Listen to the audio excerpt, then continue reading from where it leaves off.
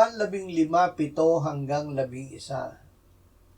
Gayunmay sinasabi ko sa inyo ang katotohanan. Makakabuti sa inyo na ako'y umalis, sapagkat kung hindi ako aalis, ang mga aliw ay hindi darating sa inyo. Ngunit kung ako'y umalis, siya'y susuguin ko sa inyo. At pagdating niya, kanyang susumbatan ang sanlibutan tungkol sa kasalanan, sa katuwiran at sa kahatulan. Tungkol sa kasalanan sapagkat hindi sila sumasampalataya sa akin. Tungkol sa katuwiran sapagkat ako'y pupunta sa Ama at hindi na ninyo ako makikita. Tungkol sa kahatulan sapagkat ang pinuno ng sanlibutang ito ay hinatulan na. Mga aliw. Ang Espiritu Santo ay ating mga aliw.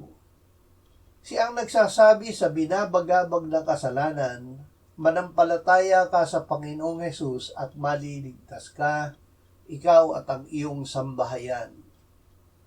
Kung ang sino man ay magkasala, tayo ay may tagapagtanggol sa harap ng Ama, si Jesucristo na siyang matuwid. Siya ang naghayag kay Jesus na anak ng Diyos na lubos na gumapi sa dyablo. Ang Espiritu Santo ang binhi ng Diyos na nananatili sa atin. Nahayag ang anak ng Diyos upang wasakin ang mga gawa ng diablo.